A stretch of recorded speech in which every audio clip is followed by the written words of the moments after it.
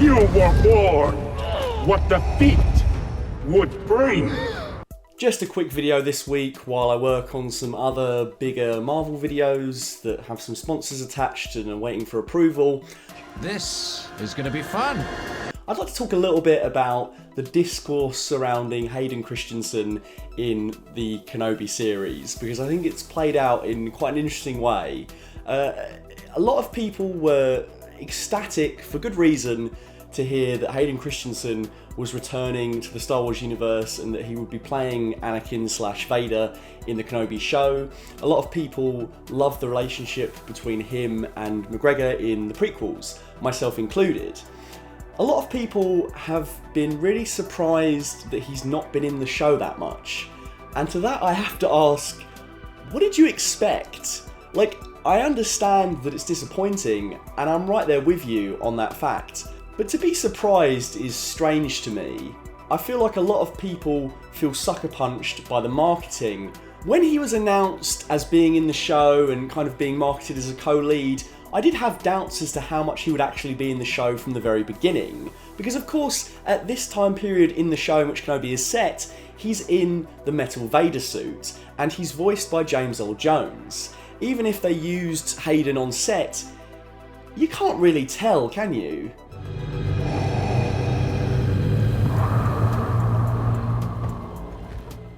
I think the idea that Vader would be the main antagonist but Hayden was cast and brought back in was what led many people to think that there would be Clone Wars flashbacks, and I think that's why that rumour has permeated so strongly through the fan base.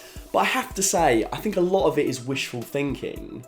Be careful not to choke on your aspirations. Even if it is Hayden Christensen in the Vader suit in the scenes that we've seen so far, does it really matter? Like, defending the show by saying, oh, Hayden's definitely in the suit just feels like clutching at straws, because you can't tell either way. If they just got a really good Vader body double and Hayden turned up onto set when he was really needed, you wouldn't know the difference. And in fact, I'd wager that likely a lot of the scenes he is not in that suit. Because when you think about it, paying Hayden Christensen for the day is probably way more expensive than paying a body double.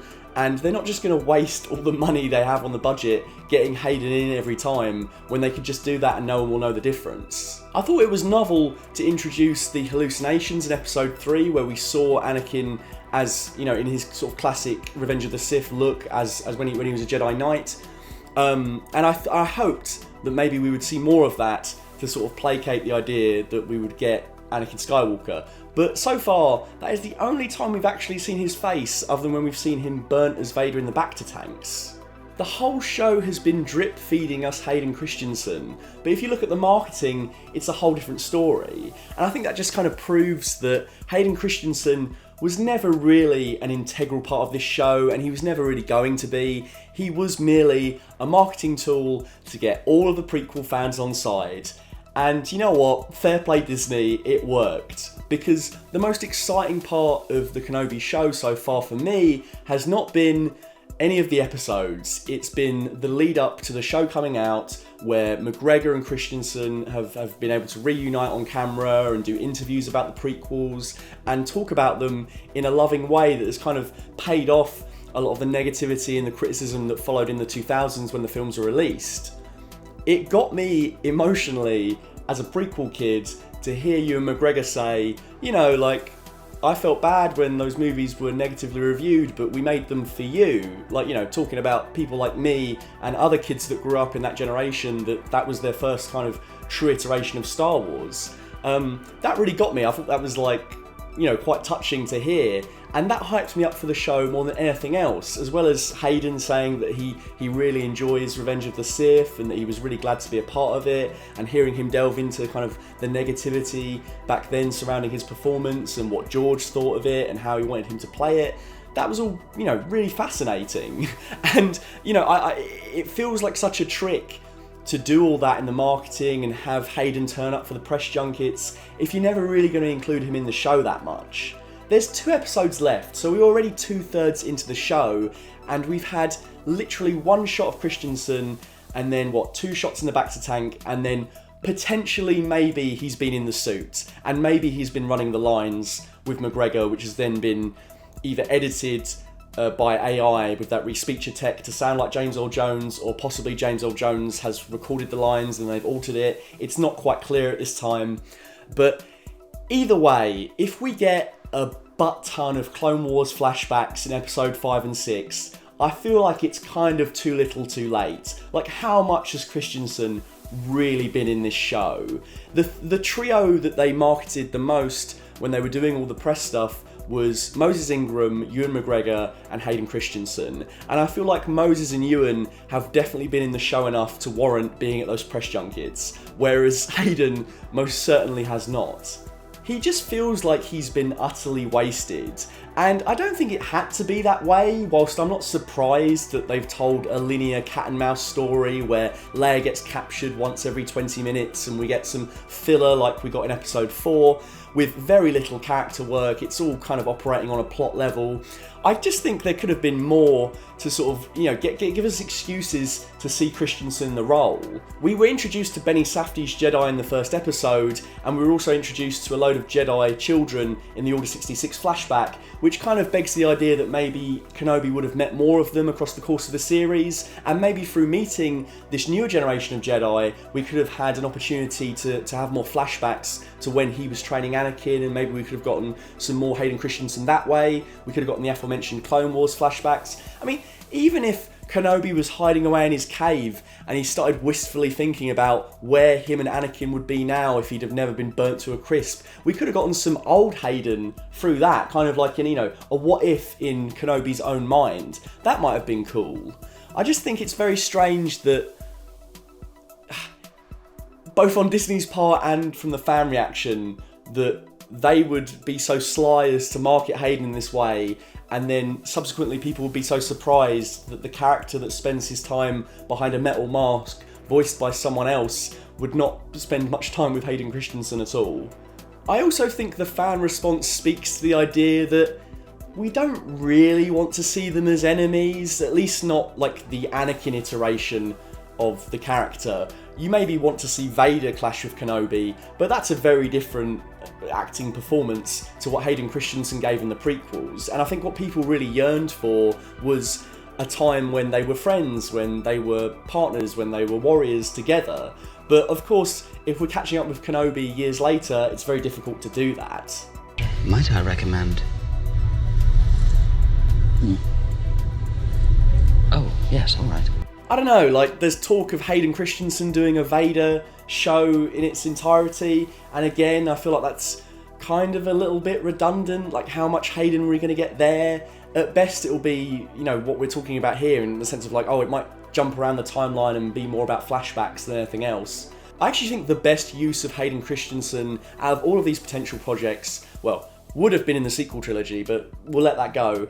No, we're never going to let that go, actually. But it would have been in Ahsoka, surely, right? Because Ahsoka will be set post-Return of the Jedi. We'll be back to a heroic Anakin Skywalker, which is what most people see Hayden Christensen's version as. So I think it would be cool to have him pop up as a recurring Force Ghost character, and you could really get into the nitty-gritty of their past relationship as well as the new status quo. Like Rosario Dawson's Ahsoka will surely have a lot of questions, a lot of resentment, and it may take her a long time to forgive Anakin Skywalker, even though he's communicating with her from beyond the grave. So I feel like there's even an opportunity to introduce an arc for a Force Ghost there, which is something that's never been done before and might actually be quite interesting. There was an opportunity to do that in the defunct Duel of the Fates script from Colin Trevorrow. I was going to call him Hotel Trivago then. Colin Trevorrow. Hotel Trivago. There was an opportunity to do that there, like in the script. It kind of doubles down on the line from The Last Jedi where Luke says he'll always be with Kylo Ren, and then in that third movie, in that script, he was going to essentially haunt Kylo Ren and talk to him, and obviously Kylo Ren can't hurt him in any way, so he's just stuck with his uncle hanging around, criticising him. And I thought that was quite a neat idea. So you could kind of do a more positive version of that idea with Anakin and Ahsoka, and I think it would be some neat conflict, because obviously like Ahsoka and Anakin never really got to get closure on their relationship. He became Vader, and obviously they were drawn on two different sides of the conflict. So to pay that off in a neat way without it being, you know, like an episode 5 out of 6 episode run cameo and we just get 5 minutes of Hayden. You know, don't do that. Make him an integral part of the story, have him pop up consistently. Maybe he's even like helping Ahsoka on whatever adventure she ends up going on. Like, you know, the Force Ghost characters can pop up anywhere and they're omnipresent and they can't be hurt. So he could be like, you know what I mean, just standing around talking to her while she's in the middle of a lightsaber duel or while she's in the middle of a firefight, or even, you know, for quieter moments where she uncovers some sort of truth to the story or to herself. I think that would be really interesting. Either way, Kenobi has woefully wasted Hayden Christensen. I just think it's sad because Disney know what they're doing. They know that by putting him all over the marketing and by plastering him every which way, that fans are going to get excited because that's what they got in the prequels and they want to feel that feeling again. But I think Kenobi has made it abundantly clear that the prequels are in the past and there's no way you can ever really recreate the magic of them for the people that did enjoy them. Kenobi is something different, and whilst I think there's been some good moments, particularly when it's examining Kenobi's pain and his character, and particularly his relationship to Leia, I think a lot of it has been pretty dry, and it doesn't look particularly filmic, and the fights and the spectacle hasn't been particularly interesting.